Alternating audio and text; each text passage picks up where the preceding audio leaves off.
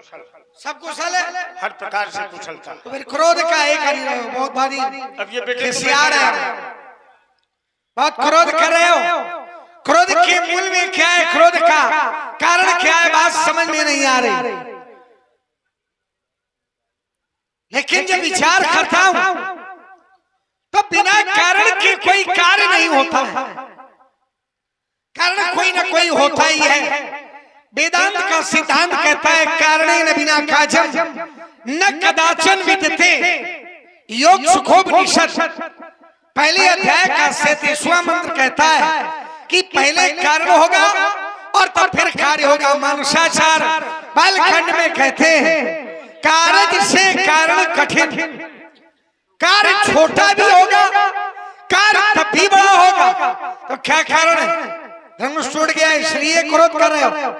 और अगर क्रोध का कारण धनुष का टूटना है तो एक बात मैं आपको बता दूं, बहुत धनवीर तोरी लड़काई तब कबाऊंगा अस अरिस की गोसाई। आपके द्वारा कभी ऐसा क्रोध नहीं किया गया, क्रोध तो किया गया लेकिन असरिस कसरिस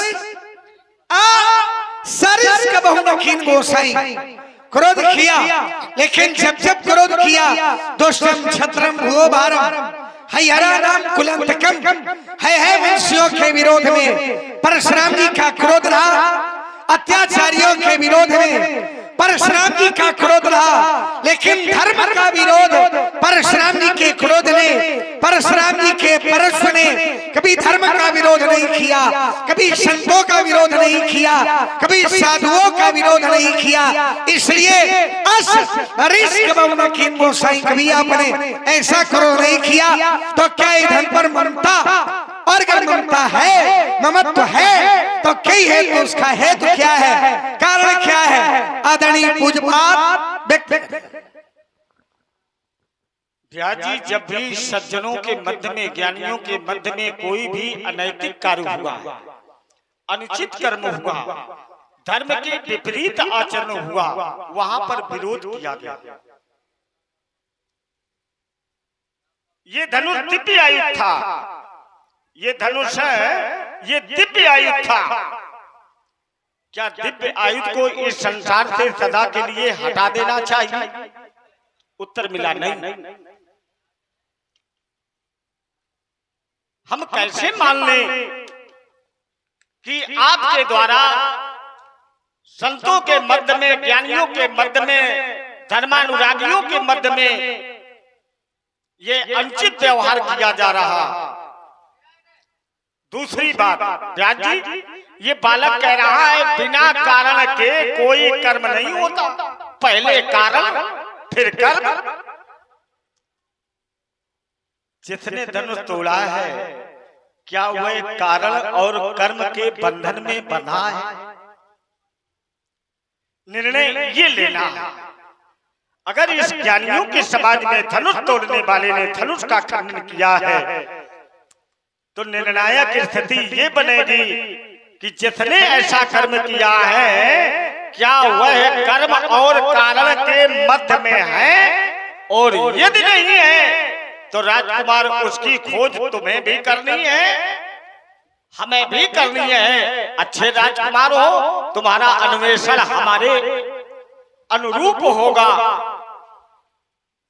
लेकिन परशुराम का जो क्रोध है ये अकारण नहीं है, ये सकारण है। ये धर्म के प्रति समर्पित क्रोध है। यदि समाज में कोई अनीत कर रहा है, धर्म कर रहा है, अन्याय कर रहा है, अनाचार कर रहा है, तो ज्ञानियों का, विवेकियों का यही धर्म है, यही उनका सत्कर्म है कि वहां पर वो विरोध की धरती उत्पन्न करें। क्योंकि हो सकता उनके क्षण मात्र के विरोध से, क्षण मात्र के क्रोध से ये धर्म, ये संतति, ये सुगठित, सुव्यवस्थित हमारी सभ्यता सुदृढ़ बनी रहे, सुनिश्चित बनी रहे। इसलिए समझा रहे हैं बालक, रे निप बालक काल बस बोल तुम संभार, धनुहि शंत्र पुराण धनु विदित सकल संसार। छौंगा बहुत संभाल कर बोलो। चलिए हमारा छाछ से आपने आरंभ किया, मैं फिर वहीं से प्रारंभ कराऊं। परशुराम जी ने कहा कि परशुराम जी का जो क्रोध है वो धर्म की रक्षा के लिए है, धर्म के लिए है। और जब मैंने धर्म के विषय में विचार किया,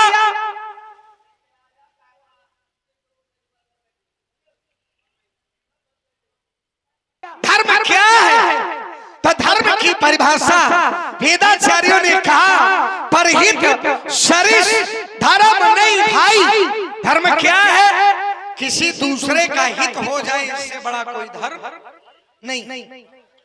धर्म क्या है? दूसरे का हित करना धर्म है। और गुरुदेव भगवान ने आदेश भी दिया, उठौ अमुख भंजौ भौ चापा मेटौ तात जनक परितापा। तो धनुष तोड़ने वाले ने धनुष को तोड़कर धर्म किया कि अधर्म? धनुष तोड़ने वाले ने तो धर्म किया। क्यों? क्योंकि धनुष तोड़ने वाले ने किसी कष्टित व्यक्ति के कष्ट का निवारण किया, तो धनुष का टूटना ये धर्म हुआ। और जब धर्म हुआ तो परशुराम जी को विरोध करने की आवश्यकता नहीं। पहली बात। दूसरी बात, अगर धनुष तोड़ने वाले ने अधर्म किया है तो धर्माचार्यों के द्वारा समर्थन क्यों? क्यों विश्व की धरती में परशुराम केवल एक धर्माचारी बचे हैं का?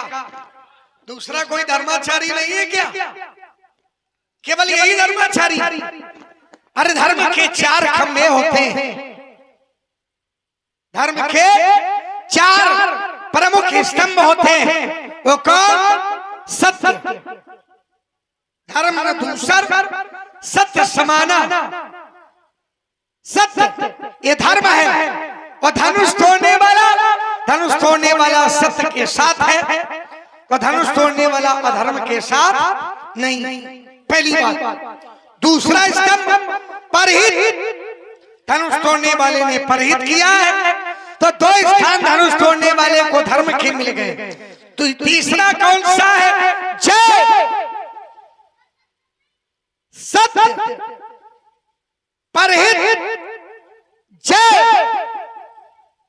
तो तीसरा धनुष तोड़ने वाले के साथ में है, प्रभु तो चाप खंड महिटारे, तो देख लोग सब भय सुखारे। रही भुवन भरी जय जय बानी, धनुष भंग ध्वनि जात ना। धनुष तोड़ने वाले की जय जयकार होने लगी। 4 पक्ष होते हैं और 4 में 3 धनुष तोड़ने वाले के पास है। तो धनुष तोड़ने वाला धार्मिक है कि अधार्मिक? वो नहीं बोलेंगे, तुम बोलो। जिसने धनुष तोड़ा बोलने के लिए तुम हो। जिसने धनुष तोड़ा उसने धर्म किया कि नहीं? धर्म किया, पहली बात। अब दूसरी बात, परशुराम जी ने कहा कि क्या धनुष तोड़ने वाला कर्म से निश्चित है, कारण से जुड़ा है? जी हाँ। परमात्मा भी धरती में आता है, उसका भी कोई ना कोई कारण होता है। बिना कारण के भगवान भी धरती पर नहीं आते। कब आते हैं? जब जब हो धर्म के हानि, बाढ़ई असुर अधम अभिमानी, तब तब प्रभु धरी विविध शरीरा, हरई कृपा निधि सज्जन पीरा। फिर इसी के लिए शास्त्र ने कहा, यदा यदा धर्मस्य ग्लानिर्भवति भारत अभ्युत्थानम् अधर्मस्य तदात्मानं सृजाम्यहम् परित्राणाय साधूनां विनाशाय च दुष्कृतां धर्म संस्थापनार्थाय संभवामि युगे युगे।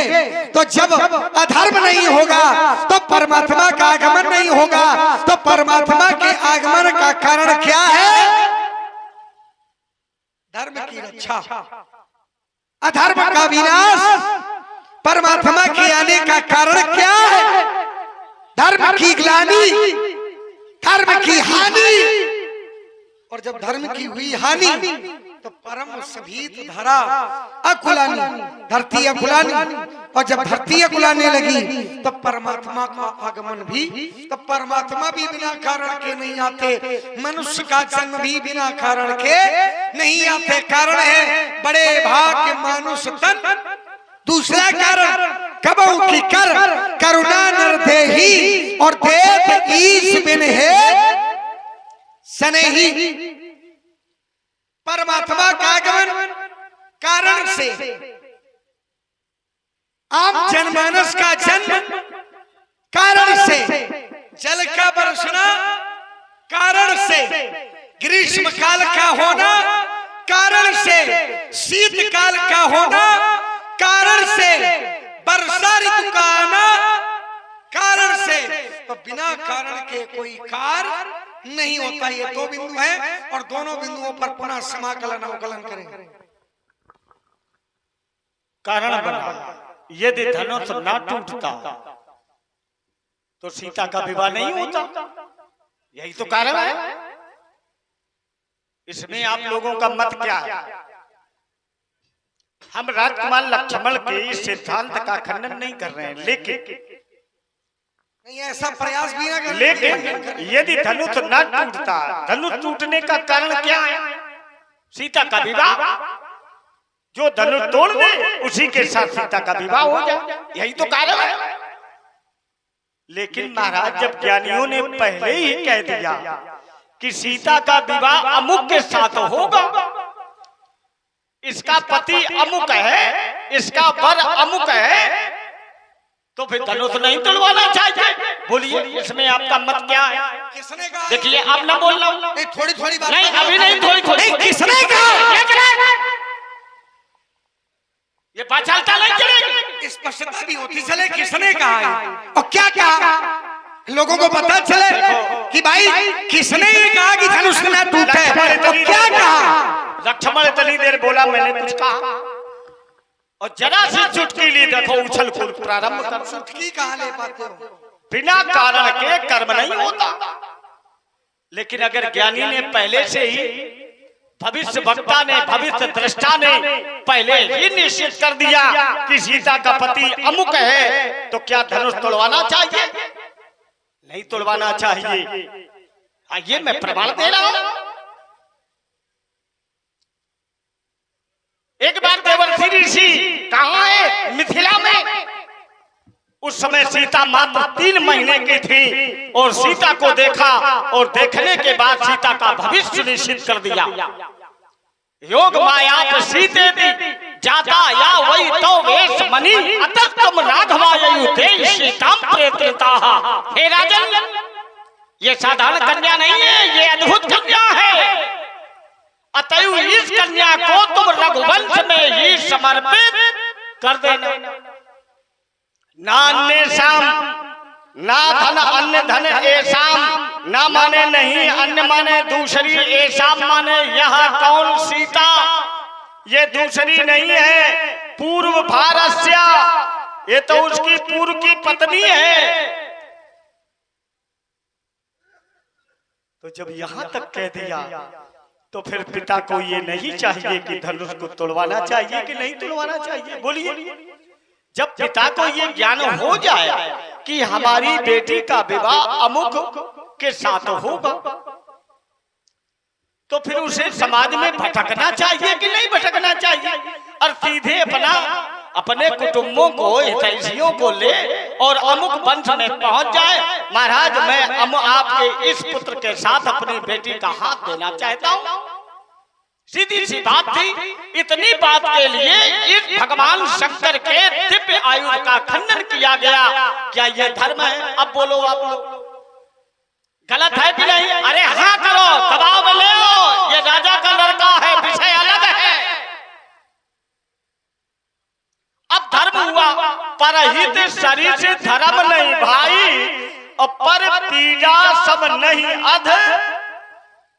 अगर दूसरे को कष्ट दिया जाए तो अधर्म है कि नहीं? बोलो, अरे बोलो। और जब धनुष तोड़ा गया तो इसको कष्ट हुआ कि नहीं? बोलो। इस धनुष में महात्मा दधीच के प्राण थे, और जब ये तोड़े गए तो प्राण रहे कि गए? और महाराज किसी के प्राण लेना ये धर्म है? जोर से बोलो। ये देख लो, कल का लड़का और 16 दूनी 8 और राजनीति का पाठ पढ़ाने में जुटा। ये दबाव दे रहा है कि नहीं? एक बात इसने बहुत अच्छी कही, वो हमारे हृदय को छू गई क्या कि धनुष तोड़ने वाले ने अपने गुरु आज्ञा का पालन किया, अपने मन से उसने धनुष नहीं तोड़ा।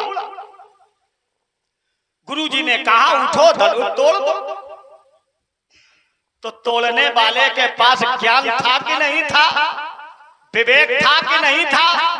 कोई आपसे आपके गुरुजी कह दे जाओ गांव में आग लगा दो, तो फिर उसको सोचना चाहिए आग लगाने से सबको कष्ट होगा कि नहीं होगा। माता पिता प्रभु गुरु के बानी, बिना ही विचार करिए शुभ जानी, उचित की अनुचित किए विचारू, धर्म जाए सिर पातक भारू, ये सिद्धांत बना। लेकिन क्या राजा बलि ने अपने गुरु शुक्राचार्य की बात मानी? बोलो, क्या भक्त प्रहलाद ने अपने पिता की बात मानी? क्या कोई अपराध हुआ, कोई दोष लगा? नहीं लगा। उस ज्ञानी विवेकी को ये सोचना चाहिए इस कर्म से दूसरे का हित होगा या अहित होगा। हमें समाज में ऐसा आचरण नहीं करना चाहिए। ये केवल लक्ष्मण परशुराम का संवाद नहीं हो रहा, इससे आप लोग भी अपने जीवन में शिक्षा ग्रहण करें। आपके पिताजी कह रहे हैं, आपके गुरुजी कह रहे हैं, माताजी कह रही हैं, लेकिन कर्ता को ये ध्यान में लाना चाहिए कि हमारे इस कार्य से कितने प्रसन्न हैं, कितनों को कष्ट मिलेगा, हमें समाज में कैसा आचरण करना चाहिए, हमें कैसा व्यवहार करना चाहिए। तब तो आप अच्छे आज्ञा पालक हैं। तो अब बोलो, धनुष तोड़ने वाले ने गलत किया कि नहीं? आप लोग बोलो। चलो किनारे हो, हम बता रहे हैं। बोलो। देखो तब के न बोलो जब तक हम परेशान ना हो, जब दबाव मत तुम हो तो ये लोग तो आई है।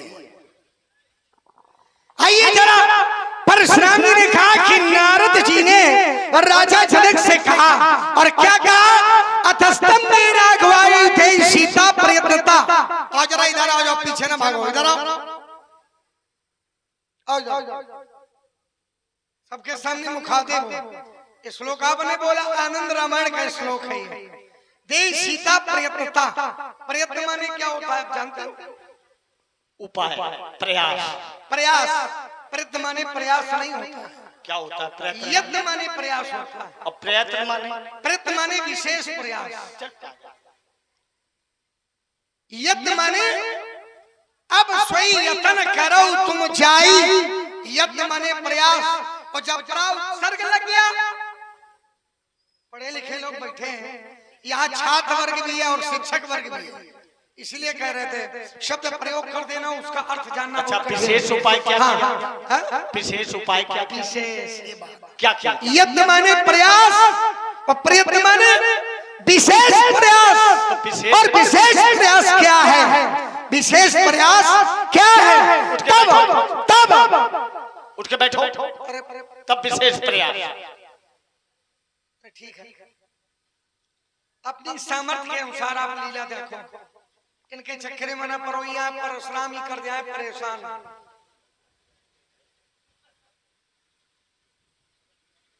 भाई परशुराम और परेशान में कोई बहुत बड़ा अंतर नहीं है। आइए, विशेष प्रयास। और विशेष प्रयास क्या है? तब भुजबल महिमा उद्घाटी प्रगति धनु विघटन परिपाटी। धनुष का निर्माण और धनुष का खंडन ये निश्चित है। देखिए, निर्माण हुआ, महर्षि दधीच ने अपनी अस्थियों का दान किया, तो क्या महर्षि दधीच को मुक्ति नहीं मिलनी चाहिए? मुक्ति मिलनी चाहिए। जैसे महर्षि गौतम के द्वारा अपनी पत्नी अहिल्या को श्राप दिया गया, तो श्राप का कोई विमोचन भी तो होगा। कब होगा? जब वो आएंगे तब होगा। तब विमोचन कब है? तो स्वयं महर्षि गौतम की पत्नी कहती है, मुनि श्राप जो दीन्हा अति फल कीन्हा, परम अनुग्रह मैं माना। विशेष प्रयास, विशेष। नारद जी ने कहा कि सीता को प्रयत्न पूर्वक विशेष प्रयास के साथ राघव को सौंप दो। कैसे सौंप दे? साधारण प्रयास हो गया कि वर ढूंढा जाए और विवाह कर दिया जाए, और विशेष प्रयास क्या होगा? त्रैलोक के राजा उपस्थित किए जाएं और उसमें स्वयंवर किया जाए। और स्वयंवर के लिए भूत भावन भगवान शंकर, धनुष किसका है? नारद जी का है क्या धनुष? क्यों? शंकर जी। शंकर जी का। सही कह रहे हो? तुम्हें क्या लगा? कभी कभी आप झूठ भी बोलते हो ना। धनुष किसका है? शंकर जी का। नारद जी का तो नहीं है। नारद जी का तो नहीं। किसका? शंकर जी का। और शंकर जी ने क्या कहा? धनुर्मदीयम थे गे है पूजतम तो पूर्वजई तस्य प्रतिज्ञा त्वया कार्या तोलनाय भंगाय चा। धनुर्मदीयम मदीयम, तुम अर्थ नहीं करते हो, मैं एक एक शब्द का अर्थ दूंगा। धनुर्मदीयम मदीयम, मेरे द्वारा जो धनुष दिया गया था, देवरात ख्यातो निमिर ज्येष्ठो मयि पति न्यासोयम तस्य भगवान हर्षदत्तो महात्मना। किसको दिया गया था? राजा जनक की 16 पीढ़ी पहले। किसको दिया था?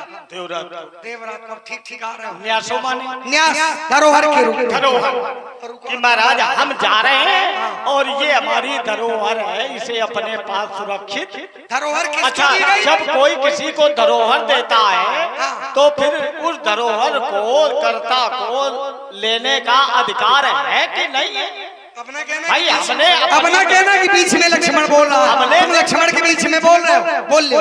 यहाँ कोई याद का विषय थोड़ी, याद चिंतन का विषय है। जब मनावे तब बोलो, जब सही सही लगे तब बोलो। तो फिर ये तोड़ा क्यों गया? जब धरोहर की प्रस्तुति, धरोहर कब दी गई?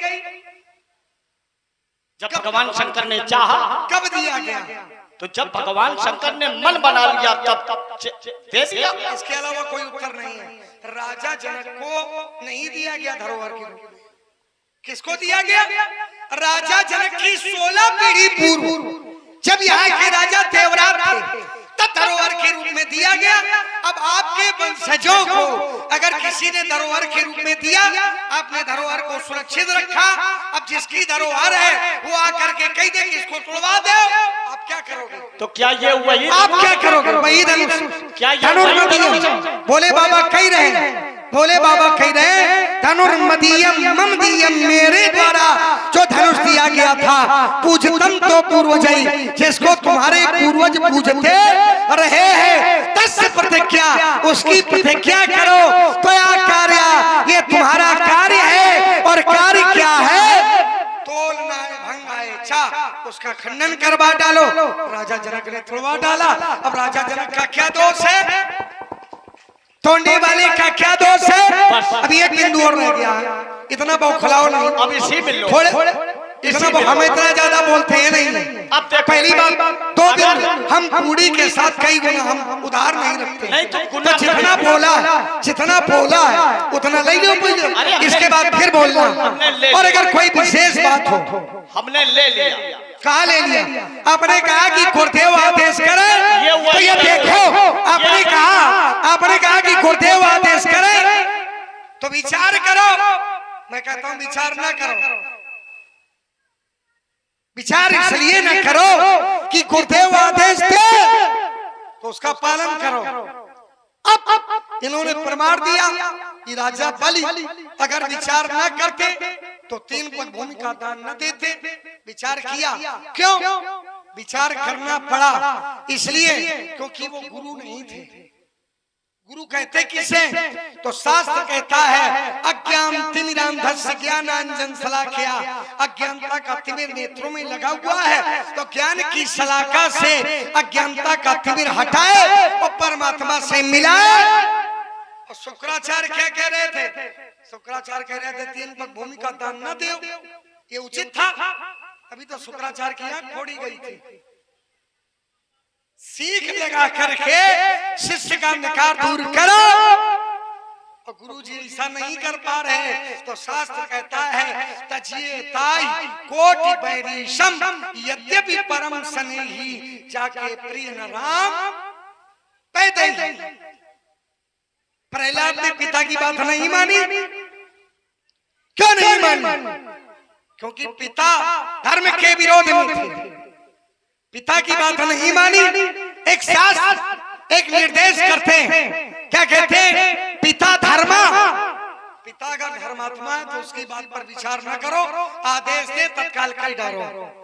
पिता स्वर्ग, पिता की पहुंच अगर स्वर्ग तक है तो पिता आदेश दे तत्काल पालन करो, फिर विचार न करो। पिता ही परमम तपः, अगर पिता तपस्वी है तो फिर पिता की बात पर विचार न करो, तत्काल में पालन करो। क्यों? क्योंकि पितर प्रीति मापन्ने प्रियंते सर्व देवता। पिता की प्रसन्नता से हमारे पूर्वज प्रसन्न होते हैं, और जब पूर्वज प्रसन्न हो जाते हैं तो पितर प्रीति मापन्ने प्रियंते सर्व देवता। हमें आदेश का पालन करना है। इसीलिए कहते हैं कि गुरु करो जान के और पानी पियो बिना जानकारी के। गुरु ना करो और फिर अगर गुरु कर ले तो जो गुरु का है वो फिर पानी पियो। गुरु जी कह रहे बेटा पानी पियो, गुरु जी कह रहे बेटा राम नाम जाप करो, और चेला कह रहे ना परशुराम जी कहा था कि विचार करे और तब माला करे। पानी पियो जान के और गुरु करो छान के। पानी छान के न पियो, पानी जान के पियो कि ये पानी पीने योग्य है कि ठीक है। अब देखो भगवान शंकर ने जिस धनुष को देवरात को दिया, कैसे? धरोहर, ये वही धनुष है। भगवान शंकर ने जिस धनुष को धरोहर के रूप में दिया, उसी धनुष के द्वारा त्रिपुरासुर मारा गया। मारा गया कि नहीं? केवल हाँ कि ना? मारा गया कि नहीं? और ये वही है धनुष जो टूटा है। क्या इसी धनुष के द्वारा त्रिपुरासुर मारा गया? अभी निर्णय हो जाए। हमारी बात न मानो, समाज में जो बड़े बुजुर्ग कहते हैं उनकी बात मान लो। पूछिए जो बीड़ी जलाने होते, पूछिए। वो तुम्हारी दृष्टि में है, वो भक्त हमारी तरह इसलिए न करिए क्योंकि पहले के संत ऊंचाई पर चढ़कर दिखलाते थे सीढ़ी, और पहले जलती थी रामलीला में अगरबत्ती, अब जल रही है। तो धूम्रपान निषेध, पीना है तो प्रांगण को छोड़ दीजिए। चूंकि ये आज आपका ग्राम अलरा नहीं है, ये मिथिला की धरती है, और मिथिला की धरती में बैठे हुए प्रत्येक जनमानस, चाहे नारी समाज हो और चाहे पुरुष समाज हो, इसके लिए एक विशेषण दे दिया गया है। पुर नर नारी सुभग सुचि संता और धर्मशील ज्ञानी गुणवंता। ज्ञानी और गुणी कारण है। अंतर क्या है? पहले यज्ञ होता था, यज्ञादि भवति पर्जन्या पर्जन्यात् अन्न संभवा। यज्ञ से धुआं, धुएं से मेघ, मेघ से जलवर्षा और जलवर्षा से अन्योपार्जन। तब पहले क्या है? यज्ञ का धुआं तो मांगे बारिद दे जल, जब आप मांगते थे तब इंद्र देवता जल देते थे, मेघ जल बरसाते थे। अब यज्ञ का धुआं तो होगा है कम। अब धुआं काहे का है? धूम्रपान का।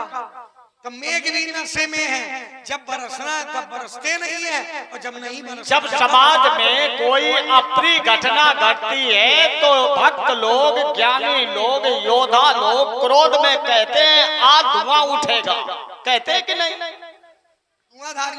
तो आज हमारे गुरुदेव का धनुष टूटा है, ये साधारण कार्य नहीं हुआ। इसलिए हाँ, तुम चिंता न करो। एक ले लो। क्या उपदेश दे रहे हो भाई? इतना ज्ञानी लोग सत्संग करते हैं, लेकिन महाराज पूर्व जन्म के संस्कार के द्वारा, कर्म के द्वारा वो अपनी प्रकृति से बंधे हुए। यही प्रकृति है। प्रकृति हमें स्वयं परिवर्तित करना है। लीक पर ही चलते रहे तो हमारा इतिहास नहीं लिखा जाएगा। परिवार का मुखिया अगर प्रातः काल उठे और उठने के बाद में स्नान करे, स्नान करने के बाद भगवान के मंदिर में जाए और 2 अगरबत्ती लगाए, तो हमारे बच्चों को ये सिखाना नहीं पड़ेगा। क्यों? क्योंकि परिवार का मुखिया उठता है और उठने के बाद स्नान करता है और भगवान के मंदिर जा करके अगरबत्ती लगाता है। और अगर परिवार का मुखिया सुबह ऐसे गिलास में गिलास लड़ा हुआ है, तो ये भी बच्चों को बताना। भक्त प्रहलाद के पिता हिरण्यकश्यप सदैव धर्म किया, परमात्मा सत्ता का विरोध किया। क्या उसका प्रभाव उसके पुत्र प्रहलाद पर पड़ा? उसने पिता माना ही नहीं। क्यों नहीं पड़ा? उसने परम पिता को अपना पिता स्वीकार किया। परम पिता इदम ईशावास्मिदम मित्तम, ईशावास्मिदम सर्वम, ये सब किसकी संतान है? मैं उसका संतान हूँ। ये प्रहलाद कहता, अपने पिता को पिता नहीं माना। प्रहलाद का कहना था आप हमारे भगवान हैं, आप हमारे ईश्वर हैं, आप संसार के ईश्वर नहीं हैं। और हिरण्यकश्यप का कहना था कि मैं तल वितल सुतल तलातल रसातल पाताल भू भुआ स्वा जना तपा महासत, मैं पाताल नाथ पातालाद ब्रह्मलोकांतम, मैं अखिल ब्रह्मांड का पिता हूँ। लेकिन यही बात प्रहलाद ने अपने पिता की बात नहीं मानी। पुत्र के लिए माता पिता साक्षात ईश्वर हैं। पितेव सर्वलोकानां या करोति सदा हितम, मातेव लालनम चैव परमेशम। लेकिन जब हिरण्यकश्यप ने कहा मैं संसार का पिता हूं, तब प्रहलाद ने विरोध किया कि आप सर्वेश्वर नहीं हैं, आप अखिलेश्वर नहीं हैं, आप हमारे ईश्वर हैं। ये अंतर रहा। तो यही प्रकृति है। बड़े बड़े धर्मात्मा कुसंगत में पढ़कर उनका प्रभाव पड़ता, और महाराज बड़े बड़े ऐसे हैं कुसंगत में रहते हुए भी उनके ऊपर कुसंगति का प्रभाव नहीं पड़ता है। उसका एक ही कारण है, यदि आपके पूर्व जन्म के संचित कर्म सद्व्यवहार के रूप में व्यवस्थित हैं, धर्म के रूप में आचरित रहे हैं, तो आपके ऊपर समाज की कुरीतियों का कोई प्रभाव नहीं पड़ेगा। पड़ेगा। सिद्धांत कहता है कि पड़ेगा। हाँ, संभालिए व्यास जी, वो खाना पलटो, वो कोई चिंता ना करो, आप केवल इसको संभालिए। यंत्र संभालो, मंत्र के लिए परशुराम जी हैं। संगत ही गुण उपजे,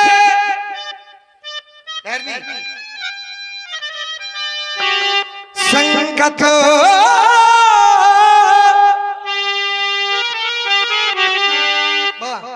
संगत ही गुण उपजे और संगत ही गुण जाय, पास फास अरुणी से एक ही भावो बिकाय। ब्रह्मा जी ने सृष्टि का निर्माण किया, तो कैसे किया मैं बता रहा हूं। ये सगुण क्षीरा, दूध और पानी को मिला करके संसार में प्रेषित किया। सगुण क्षीरा अवगुण जलता, एक और पानी है और एक और दूध है, लेकिन ब्रह्मा जी ने दोनों को मिला दिया। किया क्या? ये मिलाई रचई पर पंच विधाता, रचना कर दी। और ये जीव क्या है? माया ईसन आप कहूं, जान कही सो जीव, बंद मोक्ष प्रद सर्व पर, माया प्रेरक शिव। जीव और शिव, जीव क्या है? जीव माया की प्रेरणा से चलता है और परमात्मा स्वयं माया को प्रेरित करते हैं। एक परमात्मा माया को प्रेरित करते हैं और एक जीव जो माया की प्रेरणा से चलता है। एक हमारा संचालक है और जो हमारा संचालक है उसका भी संचालक कोई दूसरा ही। प्रभाव संगत का है, संगत का। संगत हुई, वाल्मीकि जी रत्नाकर बन गए। और जब संगत अच्छी हुई, उल्टा नाम जपत जग जाना और वाल्मीकि भे ब्रह्म समान। नारद जी की संगति हुई तो क्या हुआ? ये वाल्मीकि भे ब्रह्म समान। वाल्मीकि जी ब्रह्म के समान हो गए। ये किसका प्रभाव है? संगति का। और रत्नाकर हुए तो किसका प्रभाव है? रत्नाकर हुए तो संगति का प्रभाव। और ब्रह्म के समान हुए तो भी सुसंग और कुसंग होई कुवस्तु सुवस्तु जग पाई कुयोग सुयोग। अच्छी वस्तु बुरी हो जाएगी, अच्छी वस्तु बुरी हो जाएगी और बुरी वस्तु अच्छी हो जाएगी। कैसे कैसे हो जाएगी? पारस परस खुदात सुहाई। पारस मणि का स्पर्श हो जाएगा तो लोहा भी सोना। ये क्या है? संगत। सठ सुधरहि सत्संगति पाई। आ गए। सठ माने अज्ञानी, यही वाला। मूर्ख हृदय न चेत जिमि गुरु मिलई बिरंची सम। अब देखो वो भी संगति है। घर में लड़ाई हुई, कल जा रही गंगा यमुना में डूबने। अब वो ज्ञानी पीछे पीछे जा रहा, वो जान रहा इसे तैरना नहीं आता। संगति है लेकिन प्रभाव नहीं पड़ रहा। वो रोक रहा, नदी में न कूदो, डूब जाओगे। वो नहीं माना, कल अब और आगे नहीं जाना, वो और जा रहा। वहां पर उसकी संगति का प्रभाव उस पर क्यों नहीं पड़ता है? भूमि गिरा भाटावर पानी जिम जीवई माया निपटानी। और इसी संसार में एक जीव और भी जन्म लेता, उसके ऊपर कोई भी संसार की प्रकृति का कोई प्रभाव नहीं पड़ता। वो संसार का त्याग करने के लिए महाराज आगे बढ़ गया। कौन? महात्मा सुखदेव जी भी तो संसार में पैदा हुए। पिता व्यास जी पीछे से चिल्ला रहे, भो पुत्र छलम तिष्ठि। अरे बेटे एक क्षण के लिए रुक जाओ। और पुत्र कहता अयम अच्छा तुम दुख खा ले हो। अरे पिताजी ये दुख का घर है, ये संसार स्थायी नहीं है। एक दिन ये संसार बदल जाएगा, परिवर्तनशील है। हमें इस दुख के बंधन में न बांधो। उसके ऊपर क्यों नहीं पड़ा? संगत का असर पड़ा। महात्मा सुखदेव जी व्यास जी के पुत्र हैं सुखदेव जी। तो सुखदेव जी संसार को छोड़ करके जा रहे हैं, चले जा रहे हैं। एक क्षण संसार की बात नहीं मान रहे। क्यों नहीं मान रहे? क्यों नहीं मान रहे? ये संगत का प्रभाव है। नारद जी की संगति हो गई और जब नारद जी की संगति हुई तो नारद जी ने उनसे कह दिया कि संसार में कुछ नहीं है। अगर संसार में रहोगे तो मर जाओगे और अगर संसार को छोड़कर परमात्मा की शरण में जाओगे तो क्या है? संगत। ये 50 पुष्प मुद्राएं हमारे परशुराम और लक्ष्मण जी के सुंदर अभिनय पर नरेश सोनी इटालिया वालों की तरफ से प्रदत्त हुए हैं। बहुत बहुत साधुवाद। वैराग राग रस को, वैराग के राग के रस का पान करो। इटालिया दो इटालिया है, कौन सा? बाजा की राजा? इटालिया बाजा। बाजा कई बार ये पवित्र धरती है। और जब आप जैसे ज्ञानी लोग मिल जाते हैं और ऐसा बालक सदाचारी मिल जाए, यही सदाचार है। लक्ष्मण आखिर परशुराम के सामने इतना क्यों उग्र हो रहा है? या तो अपने होंगे और या विरोधी होगा। और जो विरोधी होते वो महाराज आपको बचाने के लिए प्रयास नहीं करते, अपितु आग में झोंकने का कार्य करते हैं। और हम धनुष तोड़ने वाले को दंड देने की बात कर रहे हैं और लक्ष्मण दंड देने नहीं दे रहा है। इससे कहीं न कहीं ये लग रहा है कि लक्ष्मण परशुराम का अनुगामी है, लक्ष्मण परशुराम का हितैषी है। कहीं हमारे भगवान के द्वारा इस सुगठित, सुव्यवस्थित, सुसंस्कारित प्रेक्षागार में हमारे भगवान के द्वारा कोई अनुचित व्यवहार न होने पावे, हमारा तो भाव यही आ रहा है। लक्ष्मण हमारा अनुगम में है। देखिए महाराज, दंड ब्रह्मा जी भी दंड देते हैं, लेकिन कब देते हैं और कैसे देते हैं तो इसका चिंतन करना पड़ेगा। ब्रह्मा जी जीव को दंड देते हैं तो कैसे दंड देते हैं? ये शुभ और अशुभ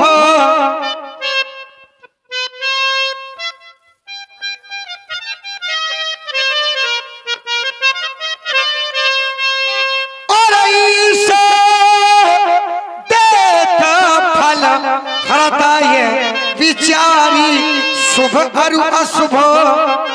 पहले शुभ और अशुभ इसके विषय में देखा जाएगा और इसके बाद